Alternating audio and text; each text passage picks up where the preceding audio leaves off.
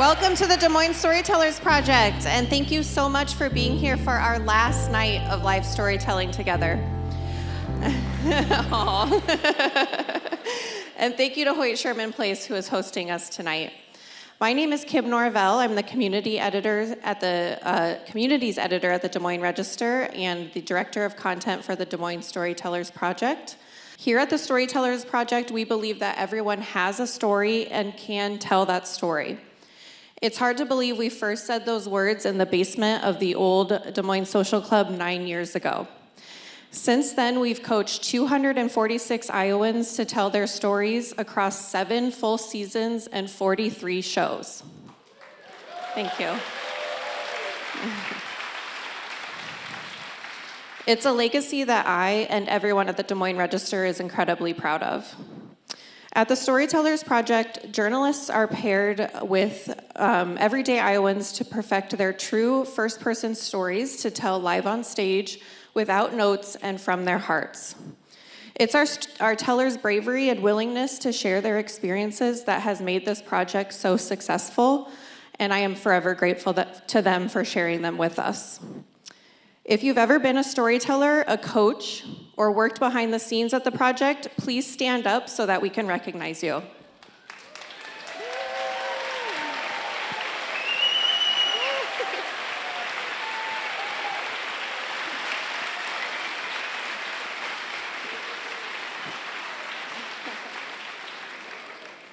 Thank you so much. I always tell my tellers it's okay to get emotional, so I might be doing that tonight.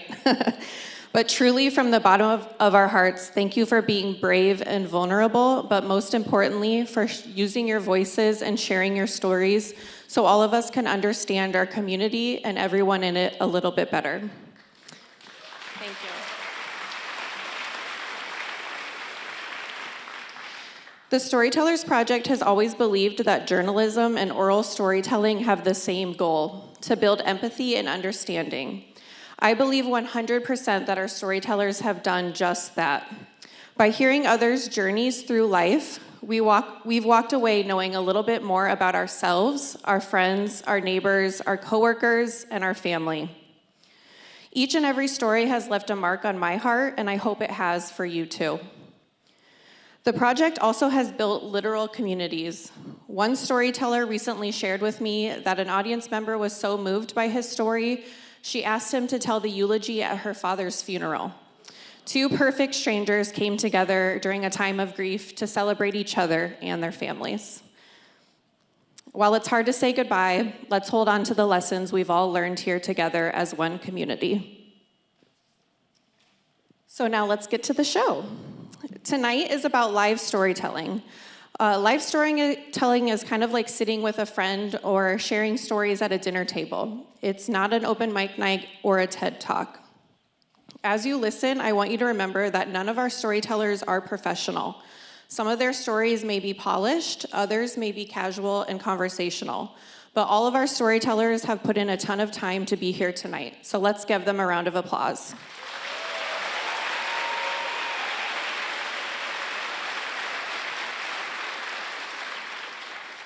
Tonight's theme is overcoming, probably one of the more universal themes that we've had.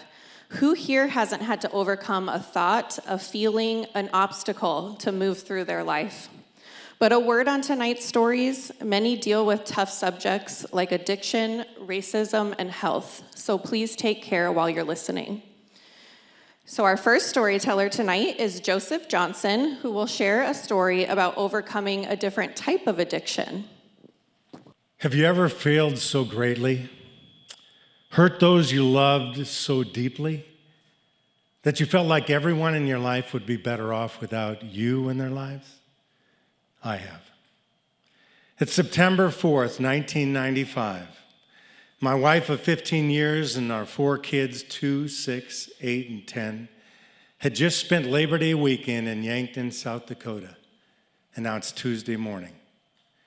And it's time for me to report to the Yankton Federal Prison Camp to serve 6 months of my felony sentence. It was the worst day of my life. As I walked away from the minivan with my wife and my kids crying, and I was crying, and I kissed them goodbye for the next 6 months, I felt like a worthless human being. And I felt like I had disappointed and hurt family, friends, and especially my wife. I had been convicted of mail fraud and sentenced to a 12-month split sentence. 6 months in Yankton, 6 months under house arrest, and 18 months of supervised release. The first thing they had me do when I walk in is I strip down and I walk into a little white room. Benches built into the walls, the door on each end. I sat there naked, across from another man naked, as we prepared for a cavity search as we checked into the prison. I was humiliated. And I thought, can this really be true? Am I really a criminal? I've lied and disappointed so many people, and now it hurt my family. It was just appropriate for me to be convicted as a fraud because I was living as a fraud in so many ways. As a financial advisor, I would often give away my time in order to look successful and giving and kind, but I wasn't providing for my family at home, causing a great deal of stress. And all it took was one compromise, where I diverted money from an investment into my account so I could pay taxes, and that began a 2-year out-of-control Ponzi scheme until everything fell apart and I confessed my wrongdoing. I was leading worship at my church in order to look spiritual and successful, but I was mishandling money at my job. At home, I was irritable and angry, and I was almost abusive at times while I played this great godly man out in public. In an effort to hide my wrongdoing, the stress was causing illnesses in my body. And I was diagnosed with ulcerative colitis and then several other autoimmune diseases in and out of the hospital.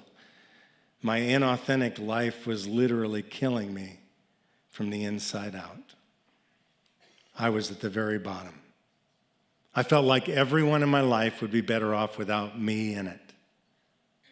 I was broken. I was ready to do whatever God wanted me to do to change. God had my full attention. But I wasn't sure what he could possibly do with a man like me. As I sat through that time in prison, I was thinking, what would cause me to compromise my values and make such poor choices? And I realized I was an addict. Not an addiction you would normally think of, alcohol or drugs or sex or even money, as odd as that sounds. But my addiction was one that I think is much more common, often goes undiagnosed, but yet can be as equally destructive.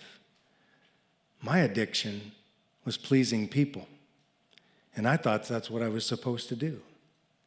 Not only that, but I thought that's what I had to do in order to be loved and accepted by those people in my life. At age 19, I gave my life to Christ and I became a Christian. And now I had a new church family. And it seemed as though this addiction of people-pleasing fit right in. It was an acceptable addiction, and especially for these good people. I never realized what it meant by the phrase, be yourself. As I thought through how could this addiction possibly have come upon my life, I thought back to my childhood, and I remember vividly that day at 12 years old when surprisingly and unexpectedly my folks got a divorce. And now as the oldest boy in a broken home, I felt like it was my responsibility to keep everybody happy. My younger brother, my 3 older sisters, my mom, my dad, and eventually my stepmother and her kids. But I didn't do any of it well. As I started to pursue this life as a Christian, I thought, man, now I can really be something and fit in with these people. So I kept up the fraud all the way until my prison sentence. In one way, it was a real relief because now I could take the mask off. My secret was out. I was a flawed man, and I was going to spend time with other flawed men in prison. Men that would inspire me. Men that I grew to love deeply. And in that place, God gave me a heart for fatherless men. I would have never had the privilege of getting to know these men in my normal life. They come from completely different backgrounds and cultures and life experiences. Very few of them were Christians at all, but they inspired me to be real. And for the first time, I was ready to be myself, as flawed as I was, and rest in becoming the man that I felt God wanted me to be. One of the men in prison that inspired me, his name was Matt. Matt was a 21-year-old young man who never knew his biological father. As a matter of fact, over the last 10 years, he had 5 different men living with he and his mom. Some of them would beat him. One of them sent him on a drug delivery, and that's how Matt became a drug dealer. Matt was angry and scared. Out in the general population, Matt was Mr. Badass. Bring it on. But for some reason with me, he was this little boy who shared from his heart, vulnerable, and he'd cry. Now, understand this, at 35 years old, with me messing up everything in my life, I was the last person qualified to be a counselor. But I knew I could be his friend, and I knew I could listen. And as I listened to Matt, I started to see these beautiful things about Matt. And I decided, you know what, I'm going to watch for those things, and every day I'm going to tell Matt what I saw, and I'm going to say, Matt, that's beautiful. Keep doing that. That's awesome. I love that about you. Over the next 6 months, I could see Matt more comfortable with being himself in the general population. And I knew that something was happening to Matt. The very last day I was there, of that 6 months, Matt still had 12 months to go. Matt grabbed a hold of me and he hugged me. Now understand this, you don't want to do that in prison. Because you draw attention, first of all, because it's unusual, and secondly, because the guard thinks, oh, you're passing something to him and you guys must want a cavity search. And nobody wants a cavity search. But you know what? Matt didn't care. Matt pulled me in tight, and Matt said, I love you. You're the closest thing to a father I've ever had in my life. That permanently changed me. And I knew I wanted that experience to be used to help people going forward. Now, unexpectedly, as I was encouraging Matt, I realized something was happening to me. As I was putting into practice this experiment of intentional encouragement, I could see that Matt was realizing his greatest value was in being himself, but also something was happening to myself. My objective was to see the good things in other people. And what happened was I began to overlook the things in myself and others that had previously irritated me. I was seeing the beauty of the characteristics that God had created in each person because I had made it a habit to look for them. It changed me more than anyone else.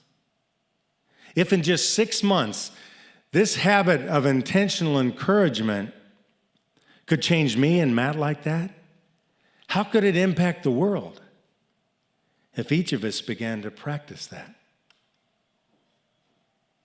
Fast forward 28 years.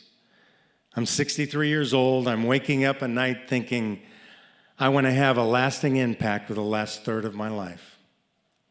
My wife Karen and I, 2 years ago, founded a nonprofit organization called Change Course, dedicated to alleviating poverty and destructive life cycles through training and development, surrounded by a loving community of an intentional encouragement so that they could overcome negative mindsets and people who needed second chances could gain career opportunities.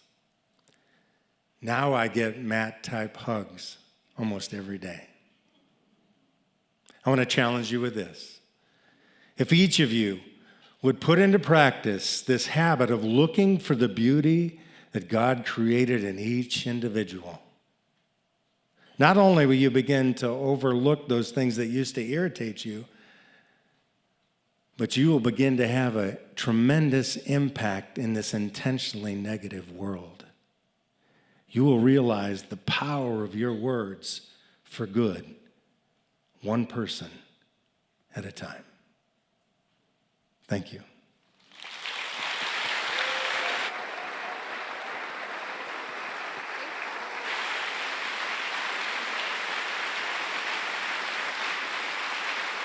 Thank you, Joseph, for that reminder that we need to spread kindness. Next up is Jean Marie Salem, who will share a story about overcoming otherness. I had just turned 8 years old, exactly a month ago, and my whole family was sitting around watching Roots on a black and white TV. Just so you know who was all there. My mother, who is Norwegian, German, and Irish, my father, who is Lebanese and German, and us 4 Salem kids, 2 girls, 2 boys, 2 black, 2 white, all 1 year apart, and all from different families.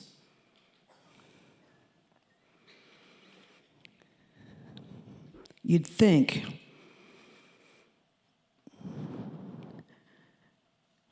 as an adult, I know how I felt, but as an 8-year-old black child, watching Roots, I didn't know what I was saying. Watching Roots was the first time I saw people who looked like me being treated badly. I was embarrassed seeing naked black women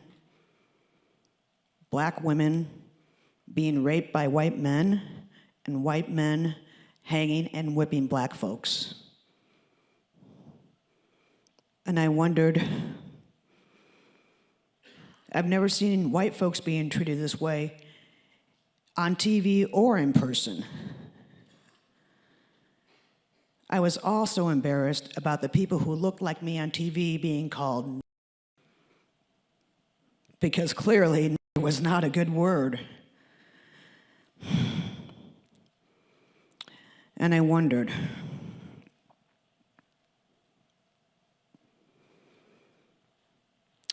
and I made a vow right then and there. I was going to keep my head down. I wasn't going to cause any trouble. I was going to keep to myself and follow the rules even if they're not for me.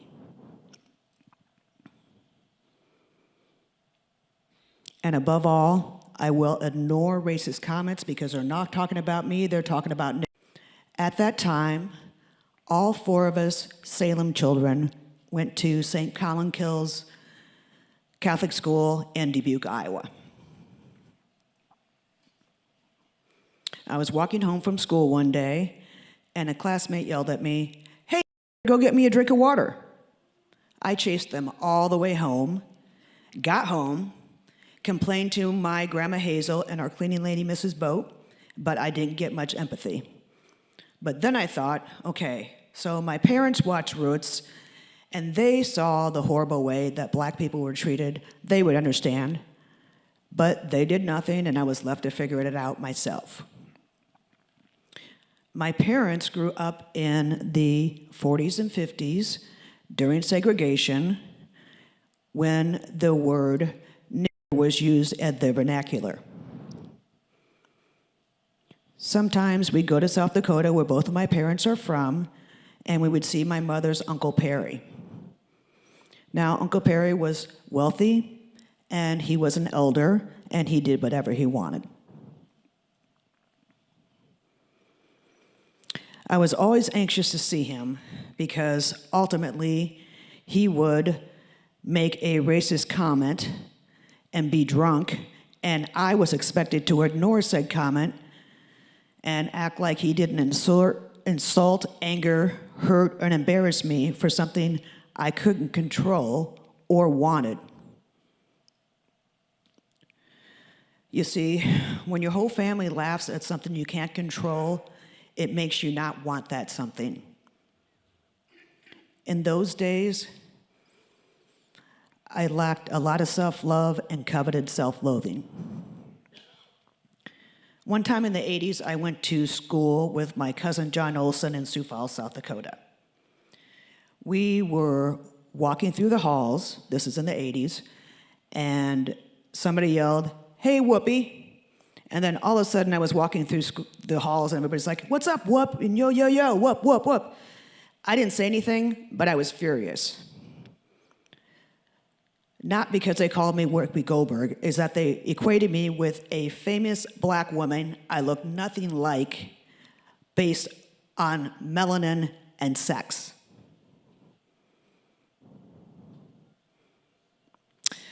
When I was 3 or 4, my family adopted a black boy.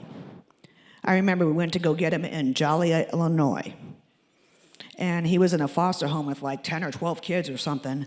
And then he also had one of those bellies like starving kids from Africa. Now, you'd think having a brother who shared my race would be a good thing. But he made me guilty by association. From the moment we got him, he stole, he lied, and he lived his life in and out of jail and in survivor mode. People always thought he was my real brother, and I was constantly trying to explain myself. Even in school, teachers never listened, and they just checked a box and categorized me. I attended Des Moines Public Schools from 4th grade through graduation, and my experience was not good. Things would happen like I'd let a friend of mine copy my test answers, and he would get an A and I would get a B, but we'd have the same answers. Or in high school, I remember I wrote a paper on like the Scarlet Letter, Canterbury Tales, or Taming the Shrew, or something like that. But what I do remember is my English teacher accusing my English teacher mother of writing my paper. I was furious because, again, I got a B and not an A.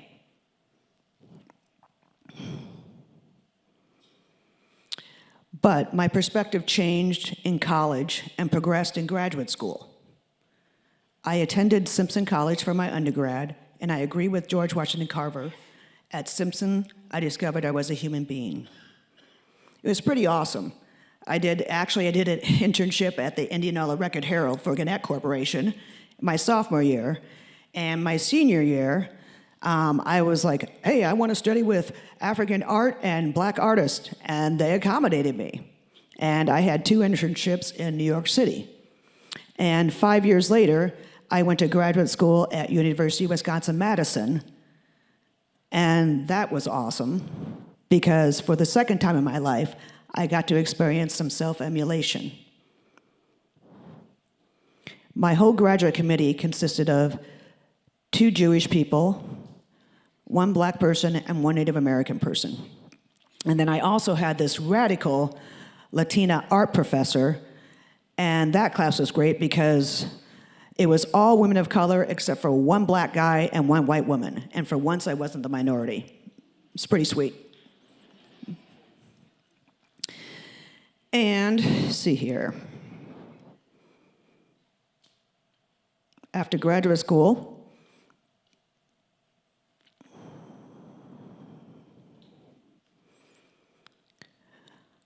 I decided I was going to change my life. 2 years ago, I made a lot of changes in my life. And I talked to my parents about it. First of all, my parents and I talked about what was going on with the racism thing. And we all agreed that, yes, they were naive to adopt outside of their race. However, anyone who has raised kids knows there is no handbook, let alone for black kids. You just kind of do it. And really, my mom went out of her way to make sure that I was taken care of. She learned how to braid my hair, introduced me to authors such as Lorraine Hansberry, Maya Angelou, Toni Morrison, took me to black theater and musicals, and got me involved and interested in jazz.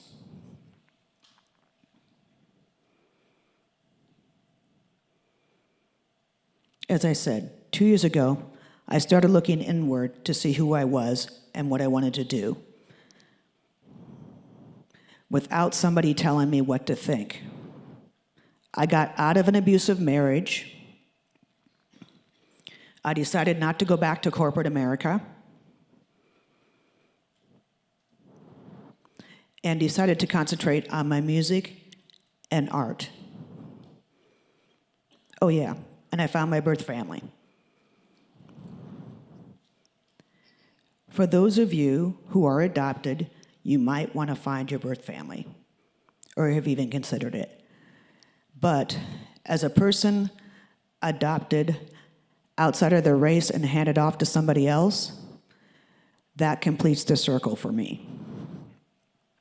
It never worked for me looking at or thinking about my mother's father, who was Irish and German, a coach, principal, and teacher, and use that as motivation for my endeavors. But I can look at my birth family and use that as motivation for my endeavors. My birth mother died before I got to meet her, but I've made a deep connection with my birth brother, my nephew, and my cousin.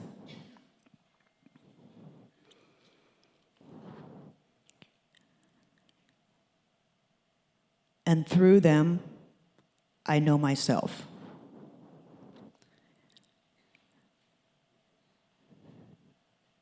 And through myself, I know my birth mother.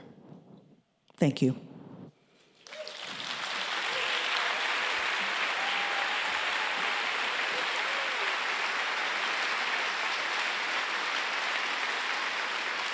Thank you, Jean Marie. We are so happy you connected with your birth family. Our next storyteller is Kelly Maxwell, who will share a story on overcoming her past.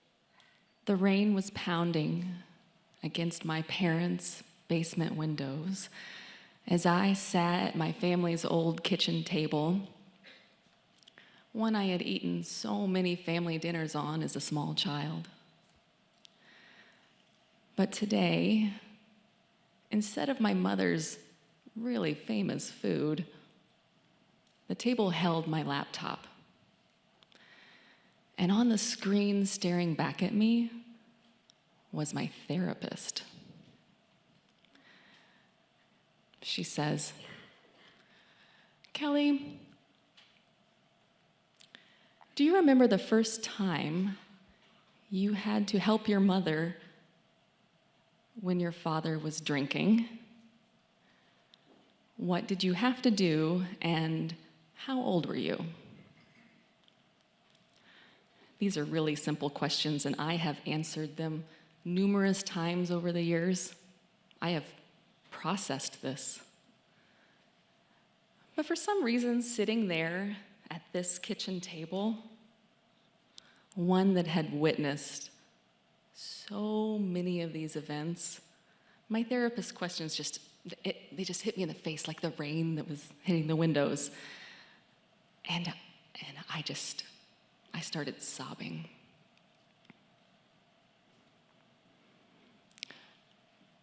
My little sister was born in 1985, which made me the oldest of 3 girls. It made me the watcher, the messenger, and ultimately, the perfect soldier. My sisters and I grew up in a small acreage in central Illinois where we raised rabbits, We looked for litters of barn kittens. We chased our dogs in our vast yard. Our house sat at the end of a long gravel lane that had beautiful wildflowers and violets. But this gravel lane was often the harbinger of many of our nights, and we were thankful. We were thankful for this grace because it gave us the opportunity to step into the roles that we would play on most nights. And for me, that was first-class petty officer, because like a uniformed soldier, I had been trained. Confirm, call, clear, cordon, control. These are known as the 5 C's. And in the Army, they're used in the event of a roadside bomb. You train in this way because when there's a life at stake, there's no time to think. You have to react. React, react, don't think, react, don't feel. And so there I would be as a little girl, standing at the edge of my yard, watching for my dad's truck to come down the driveway, and if it would careen a little to the left at the second telephone pole, I knew immediately to alert my mother and tell my little sisters, hey, we gotta be on best behavior. Big smiles, everybody. Curtains up. Dad's truck would start to come around the first outbuilding and slowly go across in front of our house and come to rest by the garage. And that's when we would hear it. Eric Clapton's Crossroads. Eric Clapton's Crossroads electric notes would start to float across the air, the heavy Midwestern air. And the lightning bugs that my sisters and I liked to chase, they would just juxtapose and dance. We could not chase those bugs tonight because we had work to do.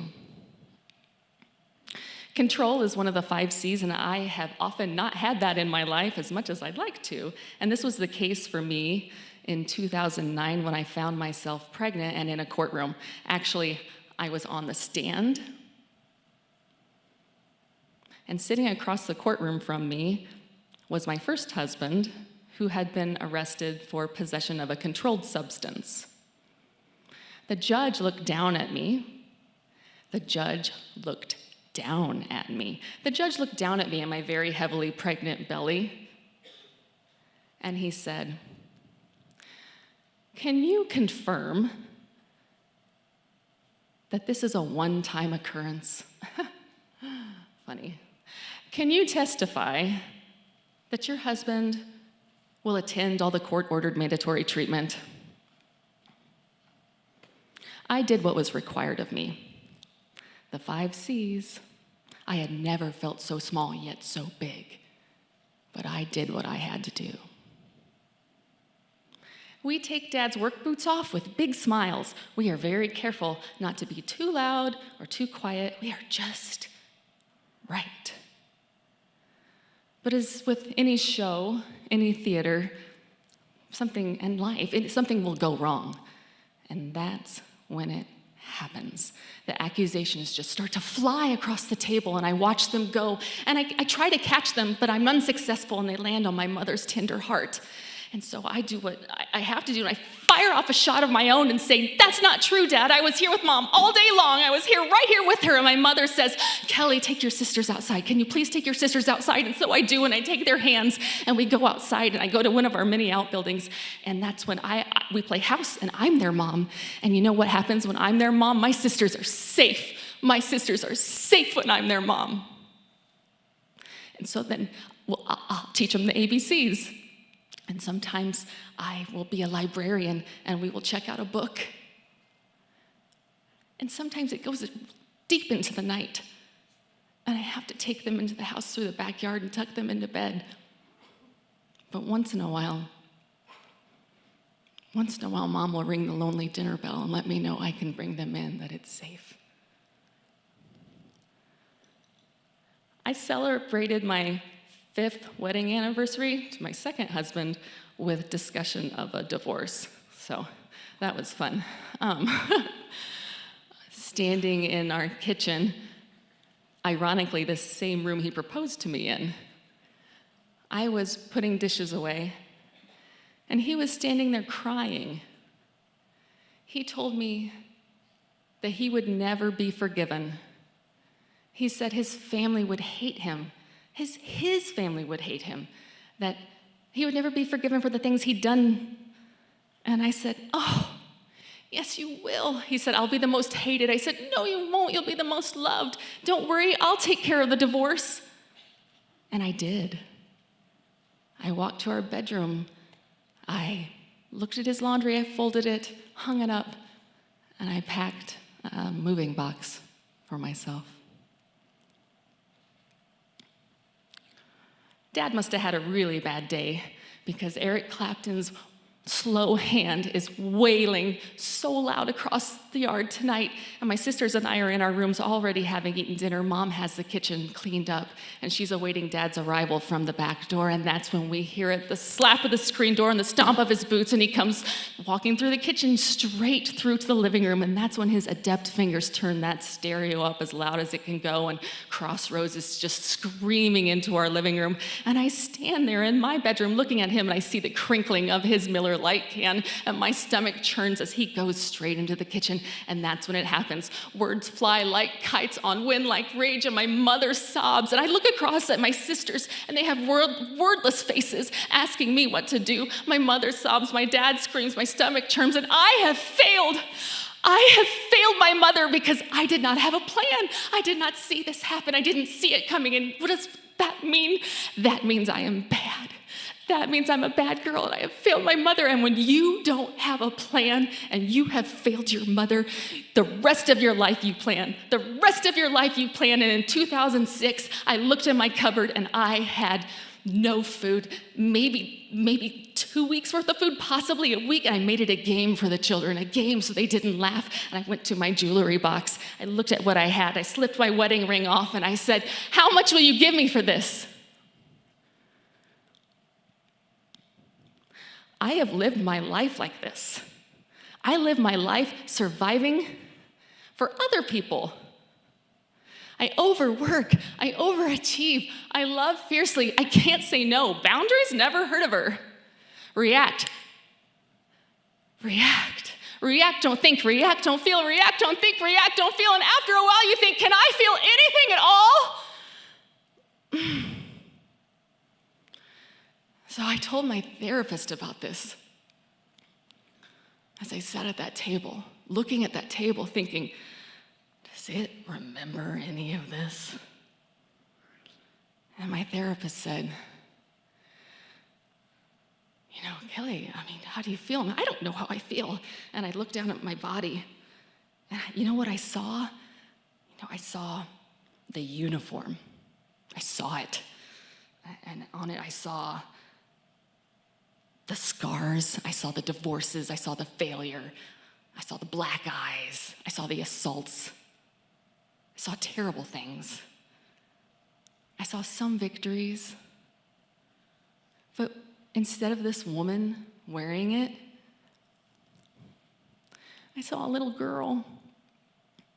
I saw this scrawny, blonde, green-eyed little girl standing at the edge of her yard. And she's just so tired. She's so tired. She's exhausted.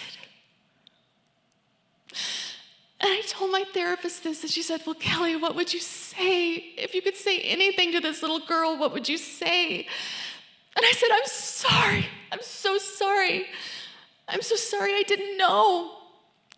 I'm so sorry I didn't know, and I just, will you please forgive me? I didn't know you were still protecting me. I'm so sorry you never had the chance to be a little girl. And I just wish that you could take off that uniform. Thank you. I'm Carol Hunter, executive editor of the Des Moines Register. Thank you. And I'm so pleased to be able to address you a final time from the storyteller's stage. We at the Register and I am tremendously proud of the Des Moines Storytellers Project and the, thank you. And the role that the Des Moines Register has played in allowing so many of your friends and neighbors to tell so many powerful stories. We at the Register have had storytelling as a core mission throughout our 175 years. One of our core purposes is to share the stories of Iowans. And I'd like to encourage you to continue looking to the Register as a source for compelling storytelling.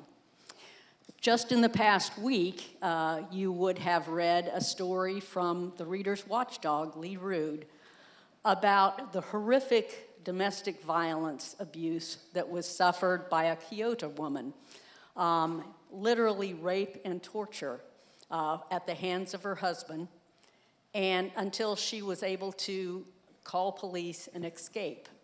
Her husband was convicted of kidnapping and domestic violence and sent to prison. But she still feels trapped because while he's in prison, she's stuck paying the mortgage and bills until her divorce is final. Now, she has channeled her frustration into a drive to help other abused women in similar circumstances.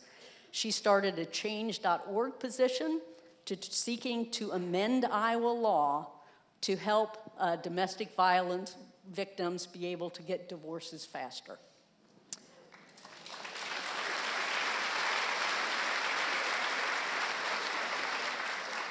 On a much lighter note, just yesterday we shared the story of an Ankeny couple who have just completed what's known as the Great Loop, which is done by boat.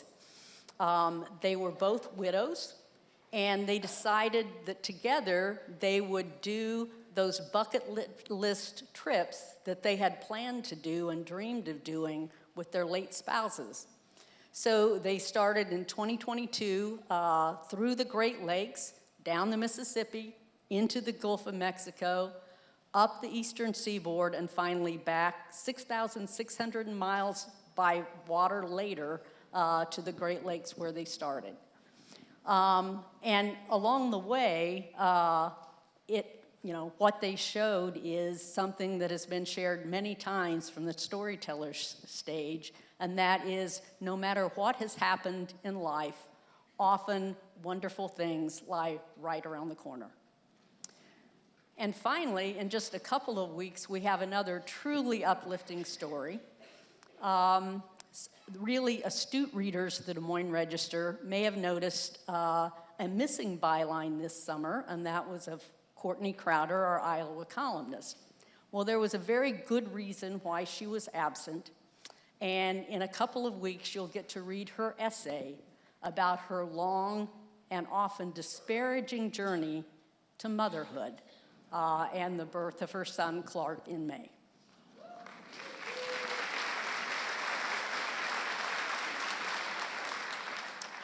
Before I go, I have 3 big thank yous to give. The first is to our 246 storytellers.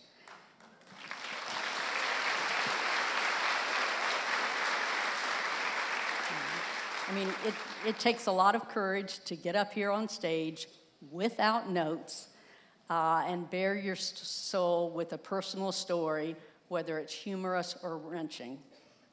I also owe a big thank you to every single member of the Des Moines Register staff, past and present, who has volunteered to help with storytellers.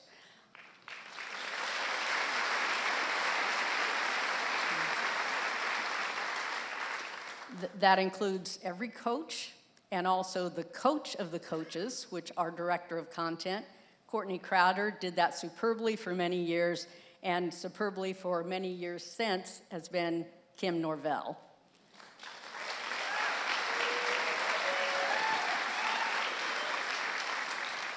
And also Brian Smith, our storytellers director. He's not often seen out here on stage, but he's doing everything behind the scenes, from ticketing to filling the goodie bags for the VIP guests. He's done it all.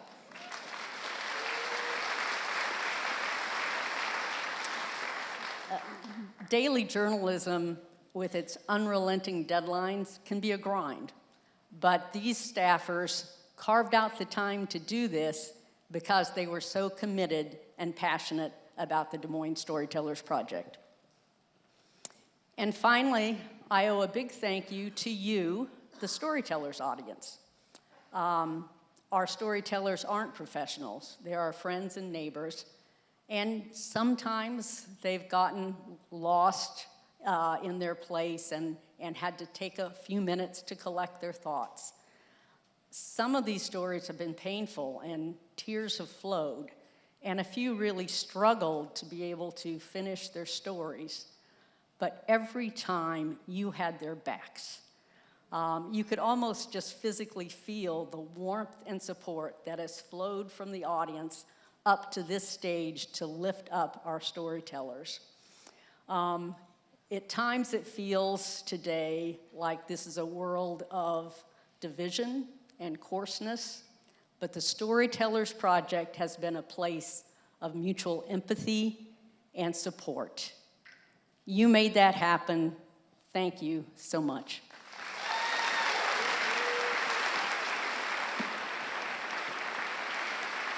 Thank you, Carol.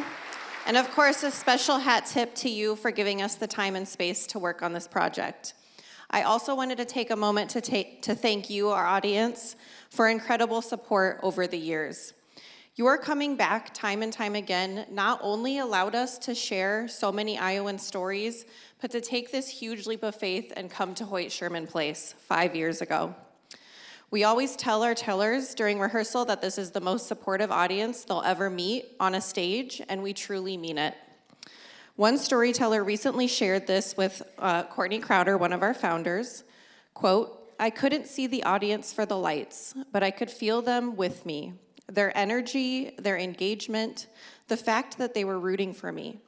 I felt their awes and their laughter and their applause.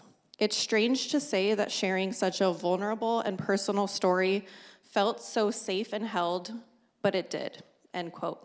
So thank you so much.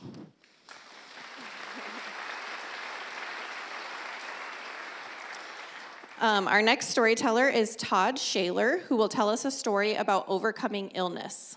I'm the type of person who likes to have clothes in his closet with tags still on them. Couple that with being an extreme bargain shopper, and you can pretty much imagine what my closets, yes, closets, look like. So it might surprise you that as I was thinking about what I was going to wear tonight, that I didn't go to the new side of my closet. No, everything that I'm wearing today was purchased 6 years ago, from the suit down to the shoes, socks, and you guessed it, even the underwear. These were purchased for a probable special occasion. I often like to have several things in my closet to choose from, but this is fitting of my story tonight. I remember my mom and I were Black Friday shopping when I picked out this suit. I found it, took it over to her and said, "Well, what do you think?" And she looked at me as if I was crazy. She said, "What's that for? Do you really need another suit?"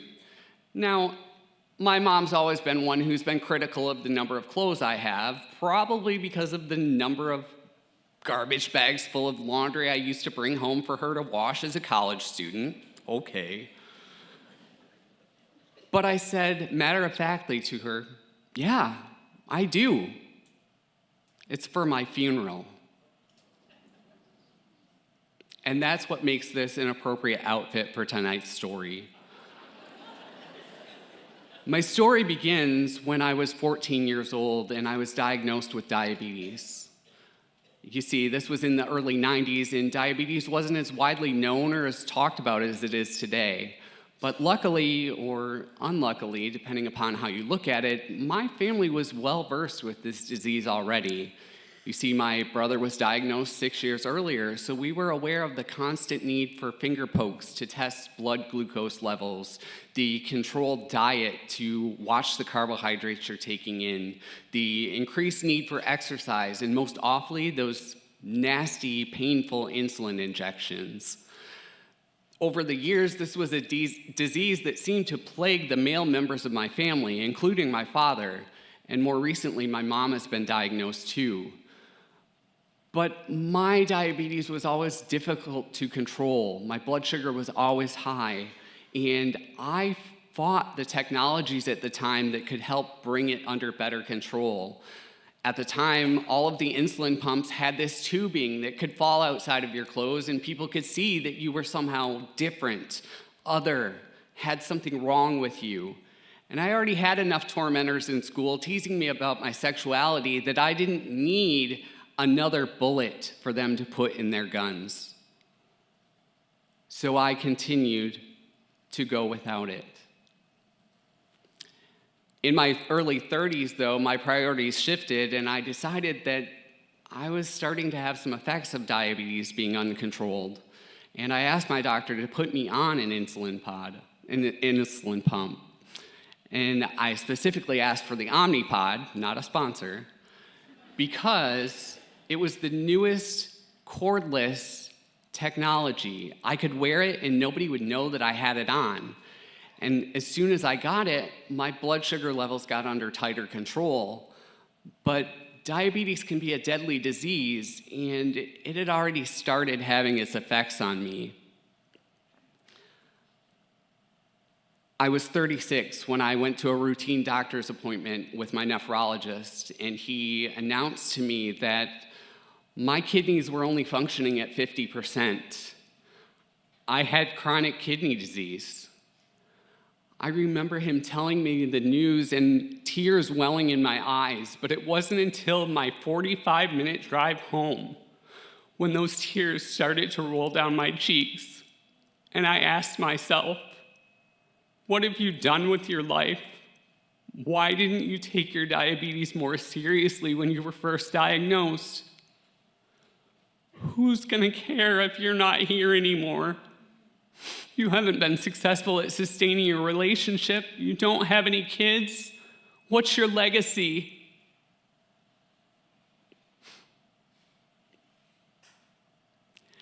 He told me in that appointment that the tighter blood sugar control could slow down the progression of the disease, but eventually, when my kidneys stopped functioning at 15% or less, I would need to go on dialysis. I would need to go on an organ transplant list in order to live. So I had some decisions to make. And sometime later, I delivered that news to my family. I remember gathering them together at my condo for Christmas that year. I wanted to be able to provide them with one last meal that I could make where nobody had to determine who was going to cook or who was bringing what. And after we had the meal and everything was cleared up, I said to them, the real reason that I brought you here is I don't know what my future holds. You see, I'm much more ill than I thought. With all the dishes that I prepared today, I had to rest for 15 minutes before I could get up enough energy to get up and make another dish for our meal.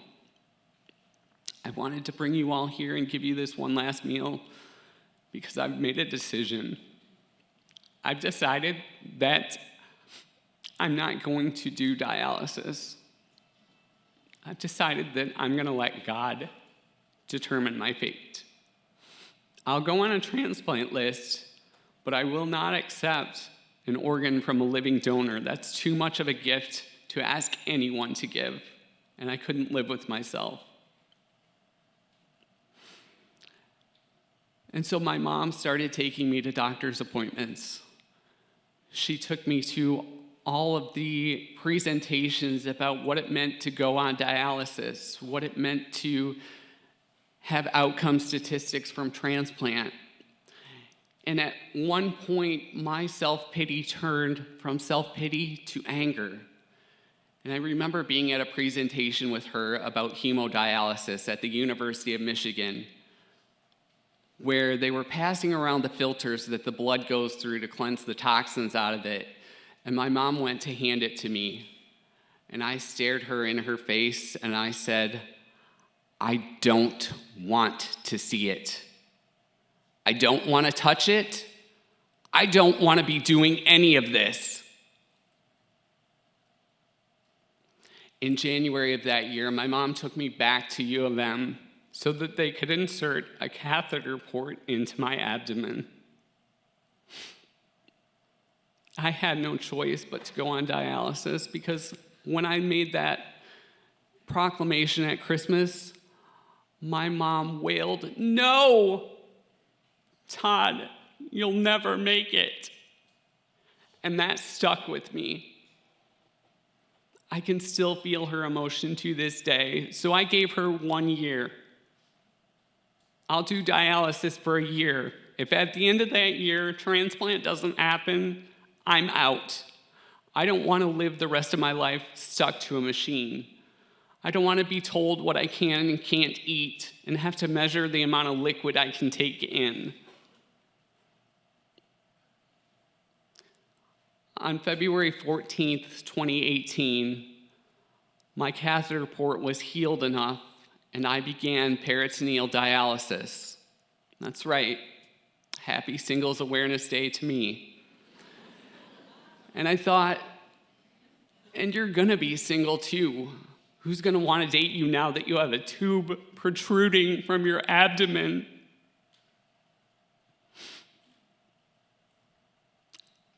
I received my first call for transplant in May of that year.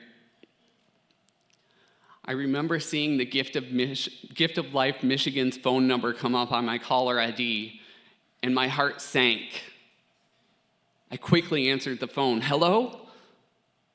Mr. Shayler," the voice on the other end said. "We have an offer for you, and I wanted to know if you'd be willing to come to the hospital and if you're willing to accept the offer." "Yes, I'll accept." After this point, it had already been over the year that I promised my mom. So I knew I owed this to her, and this was my chance. Was this finally going to happen? I called my parents to make arrangements for my dog, and they would meet me at the hospital the following morning because I was scheduled for surgery at 11 a.m. I remember traveling to the hospital where they would hook me up to my final round of dialysis, and I would leave the hospital with brand new organs and a brand new outlook on life. The next morning, after my parents had arrived, the doctors came in and said, "We're going to harvest the organs from the donor. Don't be alarmed if we don't make it back by the time that it's your scheduled surgery time. It often takes the donor families a little bit of time to say goodbye to their loved ones, understandably so. And we'll be back. We'll get this done for you." My parents were in the hospital cafeteria when the doctors came back into my room. I remember 6 of them lined up at the foot of my bed, but only one of them spoke. He said, "Mr. Shayler, as you know, we went to harvest the organs from the donor, and who dropped the cooler?" I tried to lighten the mood, but nobody was laughing. He continued, "And unfortunately, there was a cholesterol issue with the donor that we weren't aware of until we removed the organs, and the organs aren't viable, so we're sending you home today. Do you have any questions?" Questions? Yeah, what the hell? Is what I was thinking. But all that came out of my mind is, no questions. Thanks for trying. I immediately got on the phone and called my parents and said, if you're done dining now, I'd appreciate it if you'd get back up here and give me my wallet and keys so I can get the hell out of here. Wait, what? My mom was so confused. The organs are and they're sending me home, I said. And unfortunately, I'm not proud of this, but you're not told that you're going to even have this possibility. It's not supposed to go like that. You get the call from the gift of life, you go to the hospital, you get the organs, you leave with the organs. What's wrong here? I continued to yell at my mother, and my dad began yelling at me, and I was yelling at my dad for yelling at me, and #drama.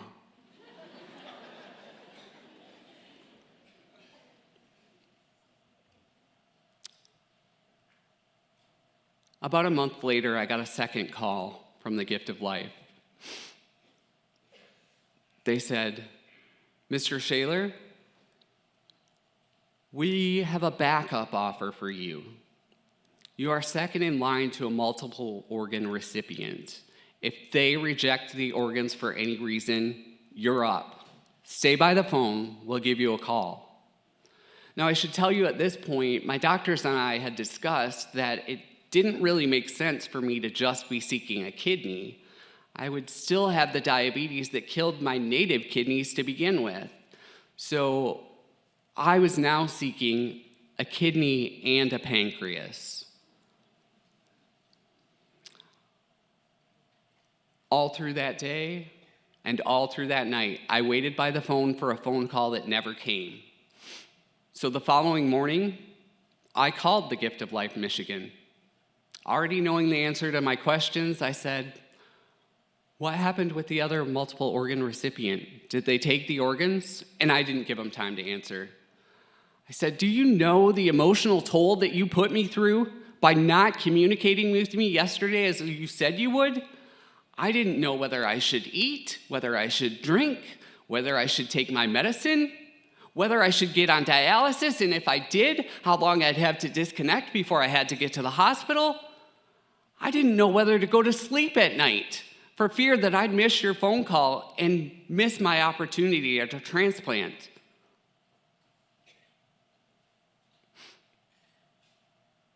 On August 8th, 2019, I received my third call for an offer of transplant.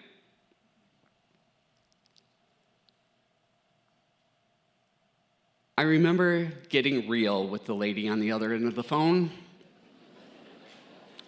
I said, I don't mean to be rude or seem ungrateful at all, because I'm not.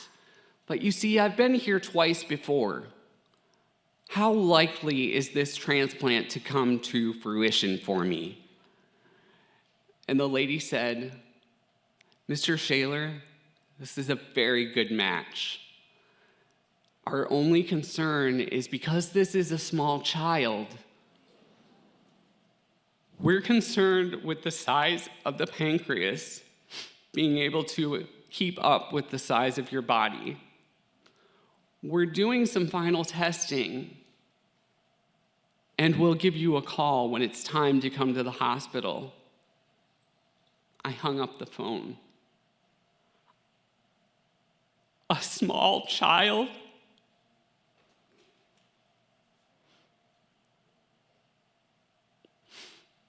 They called me to come to the hospital that night. I again called my parents, told them to come get my dog, and to meet me at the hospital the next morning for an 11 a.m. surgery. Again, the doctors came in, told us that they were going to harvest the organs. Again, the doctors told us, don't be concerned if we don't come back right away. In my mind, I was thinking, been here, done this, heard that before. I was wheeled into pre-op, where they put in a central line, and then we waited.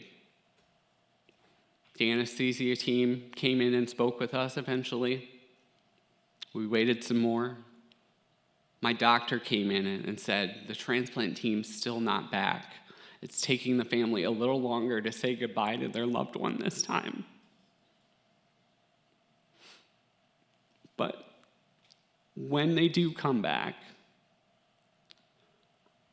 I'll inspect the organs to make sure that there's nothing wrong with them. We want to make sure that we're giving you good, healthy organs. But so you know,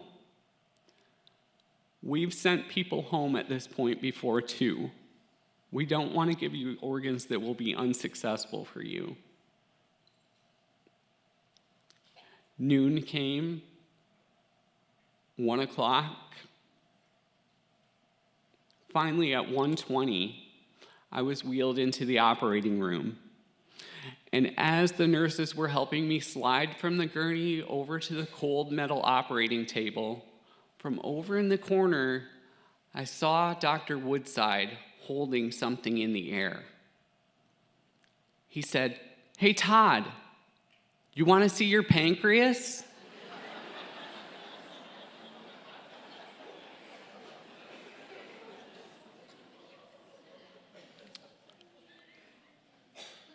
I celebrated my 5-year anniversary of rebirth on August 9th this year.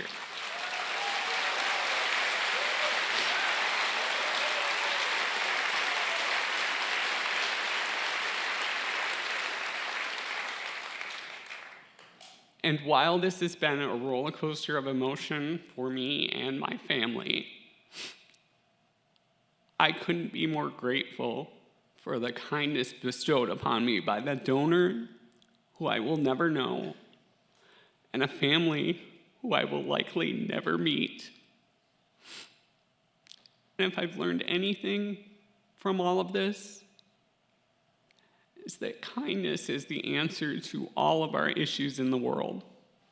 Kindness goes beyond political lines. It goes beyond racial lines. It goes beyond lines of gender and sexuality. If we all could be a little more kinder, the world would be a better place. I'm a living example of the kindness that this world should have. Thank you.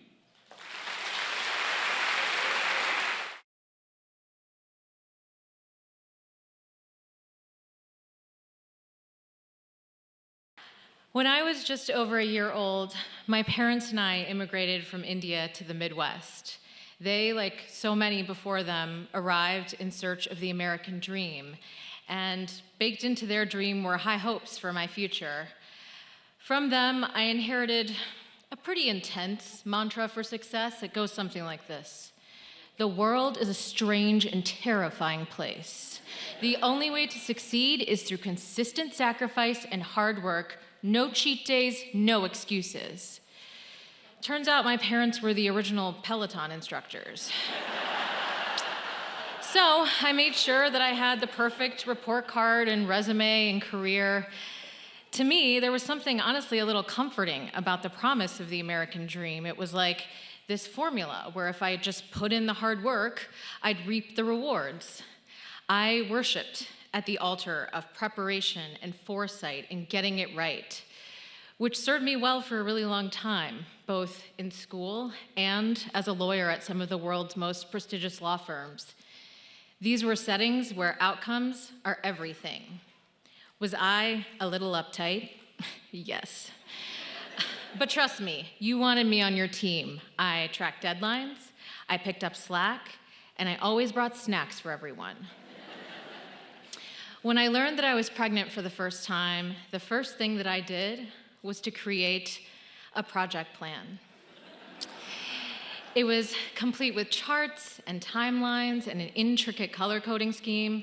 Incidentally, project plans are my love language. Weirdly, none of it made my husband swoon, but anyway, there were separate tabs for daycare research, registry items, potential baby names, and a month-by-month task list that took us to the due date. With a buffer for contingencies, I'm not a monster. I I took every prenatal class that was available, and I read the baby books. I read the one about sleep training that promises that your baby will sleep 12 hours at a stretch by 12 weeks of age if you just follow all the steps. I read the one about how noble and blissful breastfeeding is. The premise there is that you and your infant gaze into each other's eyes as you fuse together like interlocking puzzle pieces. But my favorite was the one about how to channel your inner French woman so that you and your baby could soon be sipping wine at the corner cafe while he quotes Voltaire to you and calls you maman. I wanted that. I recently dug up my insane spreadsheet and found a tab that I'd completely forgotten about. In it, I'd sort of jotted down some intentions for motherhood.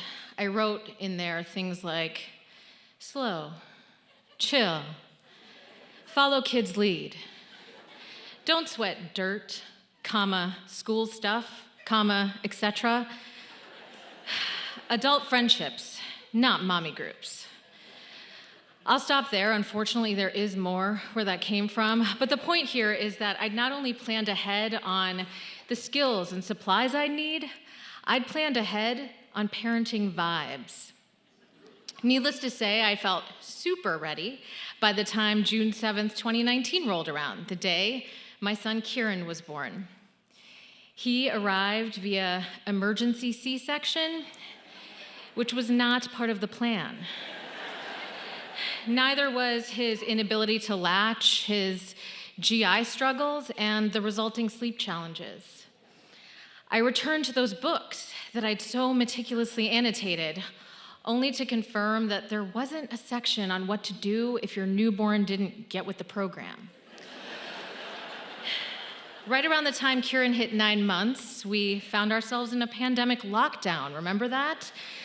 So all the work that we'd done to get him into a wonderful daycare became moot, as did the Mom and Me music classes and the play dates. At this point, the universe had basically been shaking me by the shoulders for about a year, being like, listen, lady, stop pretending you control things. Go home, you're drunk on fake power. Meanwhile, I was like, okay. Counter argument. Brilliant, hardworking scientists are developing a vaccine that I'm gonna stick into my arm just as soon as I'm done baking this 400th loaf of sourdough. In other words, my parents' formula for success remains airtight. Hard work and perseverance have saved the day yet again. When things started opening back up, Kieran was about 2 years old, and we got him back into daycare. And almost immediately, the feedback started rolling in. Things like, Kieran only plays with certain toys. Or, Kieran doesn't proactively seek out his peers, but he does love giving hugs, especially to the other dads. When Kieran initiates conversation, he talks about the same stuff. Ew. Today, during nap time, Kieran marched around the room yelling the F word. OMG. But then after nap time, he serenaded all of us with the entirety of Bohemian Rhapsody. And did you know he has the most beautiful singing voice? I had no idea what to make of all of that and chalk things up to stubbornness or, I don't know, pandemic-induced social anxiety. Also, his classroom teacher had all the warmth of an old British monarch. I literally never saw her hug or smile at a single child. Besides, don't all kids have preferred toys and drop the F-bomb at some point? It's not like it was smooth sailing at home, but he was our first kid and we were in the terrible twos. So my husband and I just figured we were supposed to put our heads down and get through it. But when the early childhood development specialists at the Heartland AEA encouraged us to get Kieran formally evaluated for autism, we listened. And on a beautiful September afternoon in 2022, shortly after Kieran's 3rd birthday, a developmental pediatrician diagnosed my boy with autism spectrum disorder. There are a few scenes that are burned into my brain from that day. I remember how oppressively gray the room was that we were in, even though it was a pediatrician's office. How my husband, he got really quiet and teared up as she issued her diagnosis. And although I'm always good for a cry, I remember being weirdly calm as I launched into deposition mode. I peppered her with questions about the diagnosis and about resources available to Kieran and to us as his parents. I furiously jotted down notes and lobbed follow-up questions at her. Kieran, who was completely oblivious to why we were there or what was happening, just continued to play on the floor. My husband's tears were a felt reaction to what I think we both knew, but what I wasn't ready to admit yet, which is that this diagnosis was a fault line in our family's life. There was the before, and now we were in the after.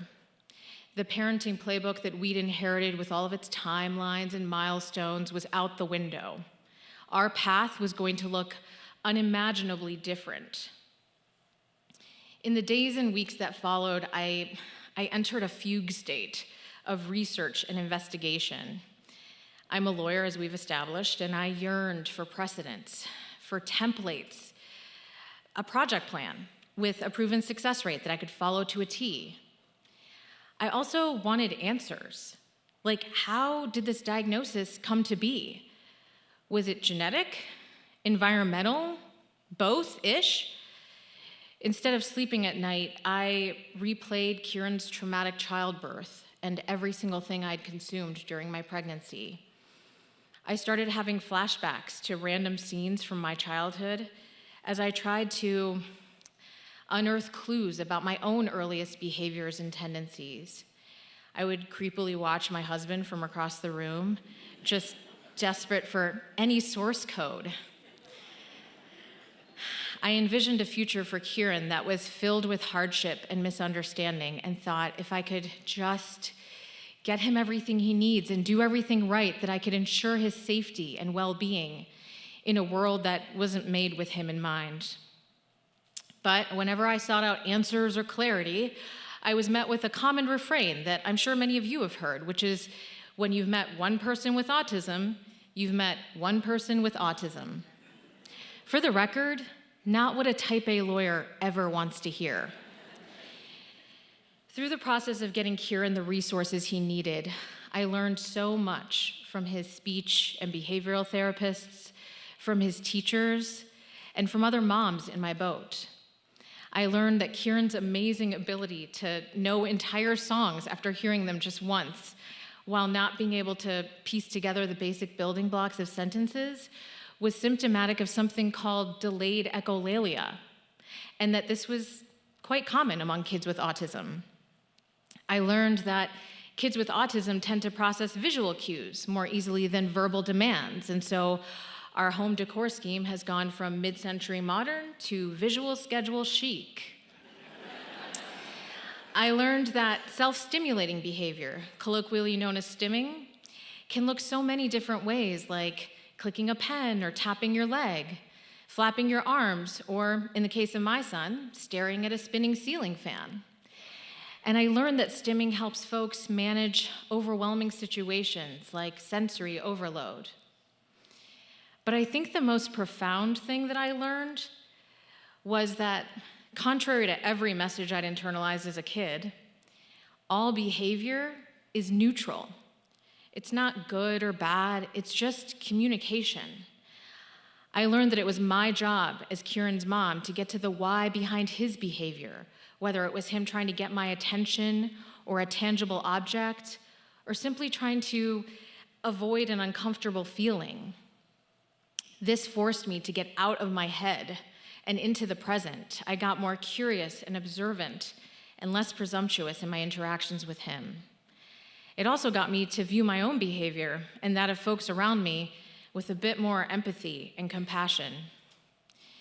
My new community of therapists and advocates helped me to understand the many unique ways in which our brains and by extension, our bodies function to help us take care of ourselves.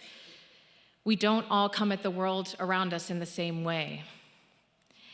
And I thought I knew that. I mean, I'm a woman of color living in Iowa, but I didn't know it on a deep internal brain wiring level.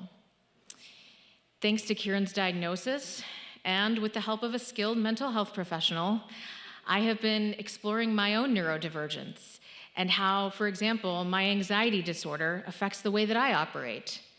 Did you know that not everyone's love language is a project plan? It's hard to believe that it's only been 2 years since Kieran's diagnosis. He's a completely different person today than he was back then. He's chatty and funny and smart and affectionate. He's the best big brother I know. I couldn't have predicted any of it. Just like I can't predict who he'll be in a year or the world he'll inherit as an adult. I think I'm starting to come to terms with that. I'm starting to overcome my gripping fear of the unknown and my need to know how it all turns out. I'd been treating Kieran's developmental journey like one of my case timelines, but turns out his life is not a finite set of outcomes that I can control for, unfortunately for me. I'm also overcoming some narrow and ableist notions around success. As a parent, I'm a total maximalist. I will always advocate for Kieran to have every path and opportunity at his disposal. I want all the things for him. So it's been really hard untangling myself from what I've realized is this ableist idea that our lives are only as good as our achievements, our grades, our jobs, our task lists and bucket lists. I'm trying to get back to that original vision of a mom that I typed into my spreadsheet before Kieran was ever born. You know, that whole be chill, follow his lead thing.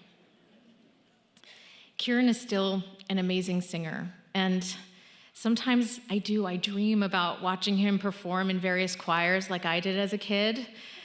Other times I find myself fully freaking out at his special interest in ceiling fans and windmills, and I wonder if I'll ever be able to have a conversation with him not about those things. But it's getting easier to check myself when I start imagining a very specific future and to remind myself that none of us gets a fortune teller and that I'm just gonna have to wait and see. These days, success looks like cultivating Kieran's amazing tribe of caregivers who love and delight in him. Success is my courage to be messy and vulnerable around friends and family and complete strangers. About 8 years ago, so a few years before I became Kieran's mom, I found myself working with a coach as part of my professional development. Her name was Joan, and she was this gazelle of a woman with a voice like chamomile tea. One day, Joan leaned her long neck in my direction during a session, and she peered deep into my eyes and asked, "Zoya, have you ever tried dancing in the moment?" I remember scooching as far back as I could in my seat and thinking, brother. But I've been thinking a lot about Joan lately and how wise she was and how I just wasn't ready for her yet. I think Joan would be tickled to hear that these days, success really does feel like dancing in the moment. Kieran and I have living room dance parties on the regular. Sam Smith and Taylor Swift and Bollywood Bhangra music are all prominently featured on the playlist. They're Kieran's favorites. At the end of every song, we tend to collapse in a heap of laughter on the floor. Then we get up and we do it all over again. Thank you.